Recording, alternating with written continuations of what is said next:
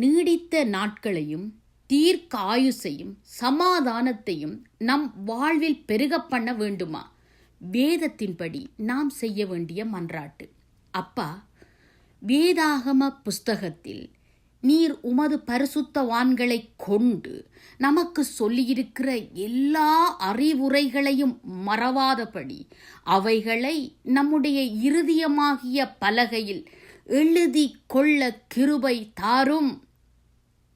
உமது கிருபையும் சத்தியமும் எங்களை விட்டு எப்பொழுதும் என்றென்றைக்கும் விலகாதிருப்பதாக என்று கருத்தாய் அவரிடமே மன்றாடுவோம். அப்பொழுதுதான் கடவுளுக்கும் மனிதர்களுக்கும் உகந்தவர்களாய் வாழ்ந்து அவர்களது நல்ல எண்ணத்தையும் பெற்று நீடித்த நாட்களையும் தீர்க்க ஆயுசையும் சமாதானத்தையும் நம் வாழ்வில் பெருக பண்ண முடியும் என்று வேதமும் நமக்கு தெளிவாய் சொல்லியிருக்கிறது.